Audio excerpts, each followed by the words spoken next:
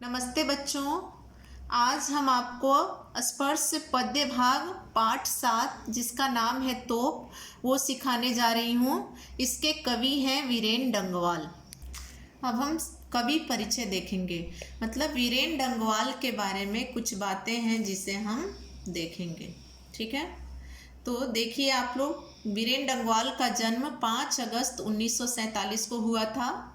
इनका जन्म स्थान उत्तराखंड टिहरी गढ़वाल जिला। इनकी आरंभिक शिक्षा नैनीताल में, उच्च शिक्षा इलाहाबाद में। कविता संग्रह इसी दुनिया में, दुष्चक्र में श्रेष्ठा। इनको सम्मान क्या क्या मिला था वो देखिए। श्रीकांत वर्मा पुरस्कार, साहित्य अकादमी पुरस्कार, और इनकी मृत्यु हुई थी 28 सितंबर 2015। ये कविता पढ़ने से पहले मैं आपको इस कविता के बारे में कुछ बातें बताने वाली हूँ। देखिए, कविता एक नज़र में। प्रस्तुत कविता में प्रतीक और धरोहर का चित्रण किया गया है और बताया गया है कि जनमत के सामने बड़ी से बड़ी ताकत भी नहीं टिक सकती।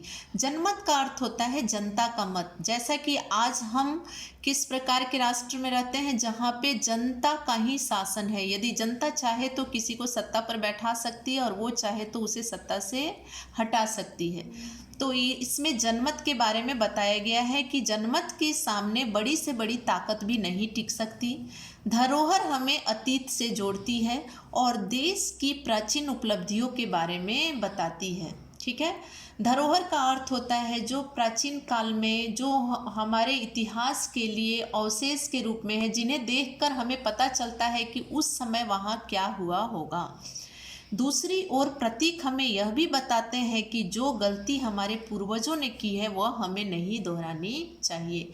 पूर्वजों ने जो गलती की है उसे हम सीख लेते हैं और उस गलती को हम दोबारा नहीं करते हैं। अंग्रेजों ने अपने समय में अनेक बाग और तोपें बनवाई।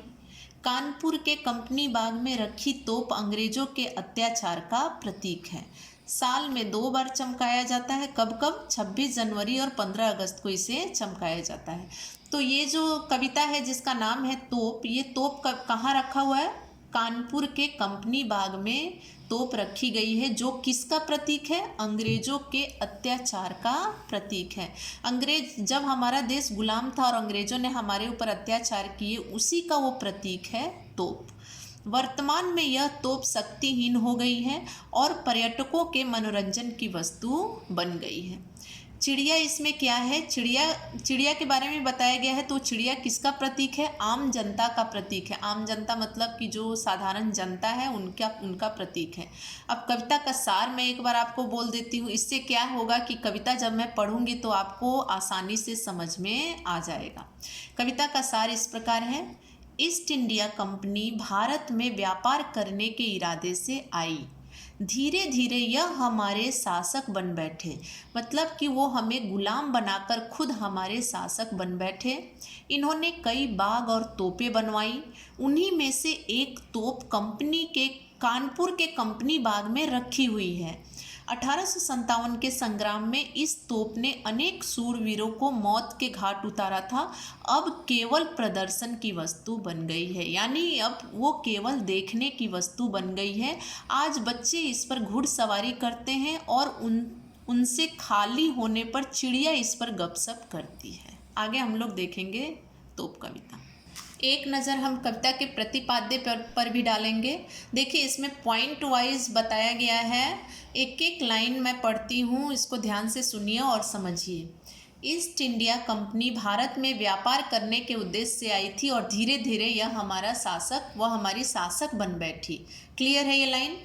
इस कंपनी ने अपने समय में कई बाग और तोपें बनवाई। उन्हीं तोपों में से एक तोप कानपुर के कंपनी बाग के मुख्य द्वार पर रखी हुई है। मुख्य द्वार यानी प्रवेश द्वार पे रखी हुई है। कहाँ? कानपुर के कंपनी बाग के।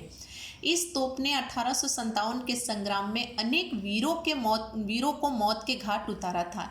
यानी इस तोप का प्रयोग अंग्रेजों ने किया था 1857 के संग्राम में। और किसके खिलाफ किया था? हमारे देश के स्वतंत्रता सेनानियों के खिलाफ किया था। इसलिए देखिए क्या लिखा है, अनेक वीरों को मौत के घाट उतारा था। आज यह सिर्फ मनोरंजन और दिखावे की वस्तु बनकर रह गई है, जो बच्चों की घुड़सवारी और चिड़िया के गपशप के काम में आती है। यह तोप अंग्रेजों के अत्याचार का प्रतीक है।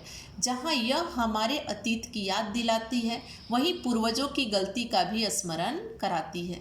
देश की आन बान शान को कायम रखने के लिए हमें हमेशा तैयार रहना चाहिए। देखिए, इस कविता की 4 लाइन मैं पढ़ती हूँ। कंपनी बाग के मुहाने पर धर रखी गई है यह 1857 की तोप। इसकी होती है बड़ी संभाल, विरासत में मिले कंपनी बाग की तरह साल में चमकाई जाती है 2 बार। इस कविता का हम विस्तृत भावार्थ पढ़ेंगे। देखिए, यहाँ पे कंपनी बाग के और डैश डैश चमकाई जाती है 2 बार। जो कविता मैंने अभी यहाँ पढ़ी उसी के बारे में वर्णन है।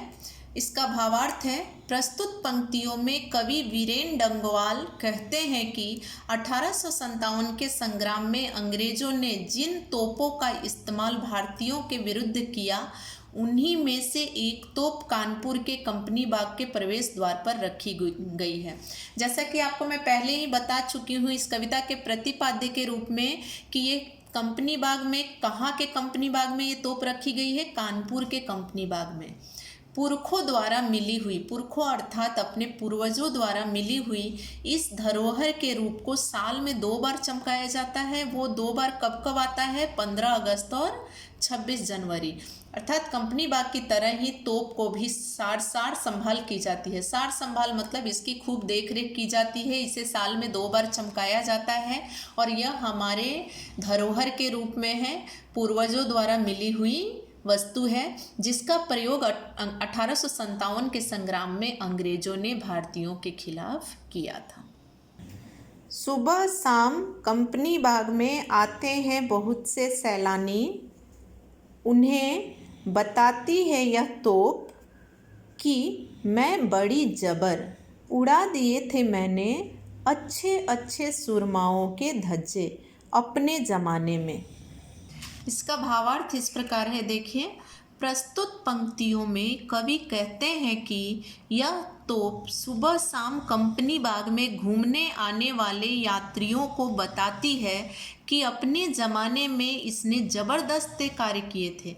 देखिए, ये तोप तो निर्जीव है, लेकिन अभी कवि ने इसे जवान दे दिया है, इसे सजीव बना दिया है। तो ये तोप अपने बारे में क्या बताती है और किसको बताती है? जो कंपनी बाग में घूमने आते हैं, जो सैलानी यानी पर्यटक जो घूमने आते हैं, उन यात्रियों को तोप अपने बारे में क्या बताती है कि अपने ज़माने में मैं बहुत ज़बरदस्त थी, अच्छे अच्छे सुरमाओं की मैंने धज्जियाँ उड़ा दी।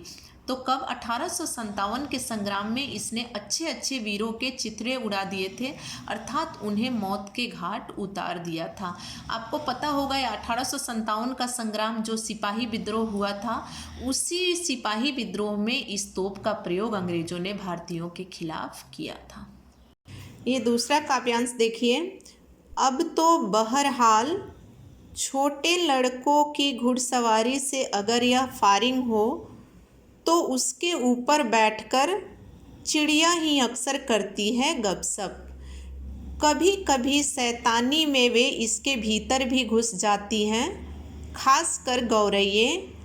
वे बताती हैं कि दरअसल कितनी भी बड़ी हो तोप, एक दिन तो होना ही है उसका मुंह बंद। देखिए, इसका भावार्थ मैं पढ़ती हूँ। प्रस्तुत पंक्तियों में कवि कहते हैं कि अब यह तोप शक्तिहीन हो गई है। शक्तिहीन होना मतलब अब उसमें वो ताकत नहीं रह गई है, अब केवल यह देखने की वस्तु बन गई है, केवल प्रदर्शन की वस्तु बनकर रह गई है, मतलब दिखावे की वस्तु बनकर रह गई है।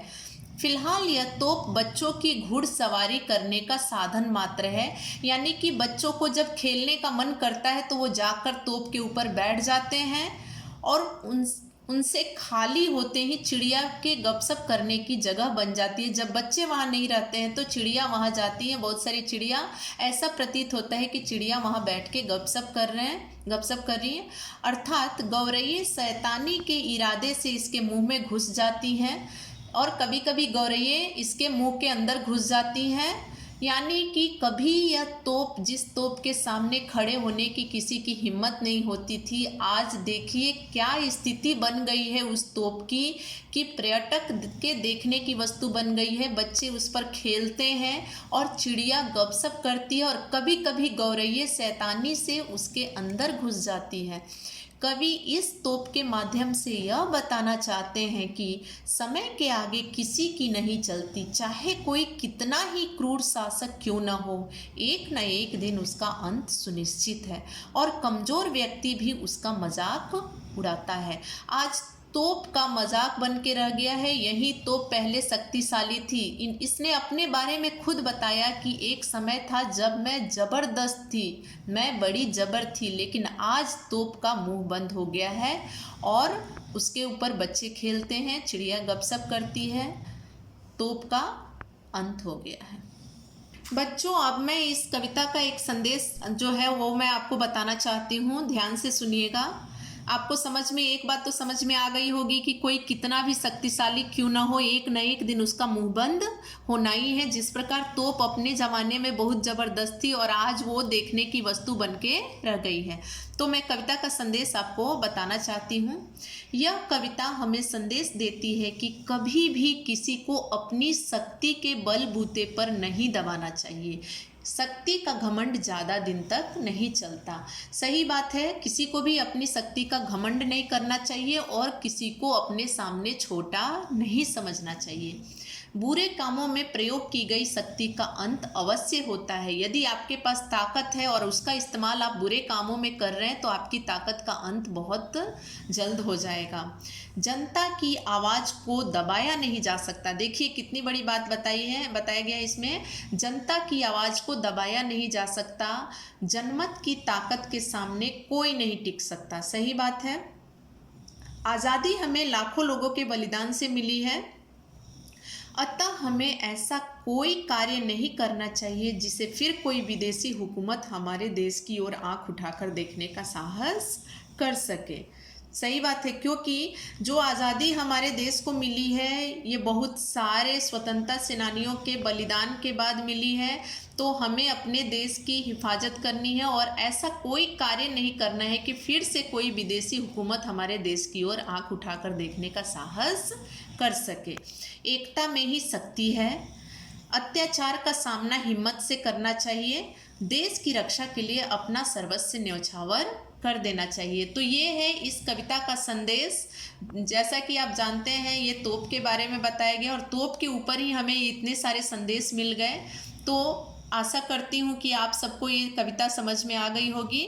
अगले सत्र में मिलेंगे नए पाठ के साथ। तब तक के लिए धन्यवाद।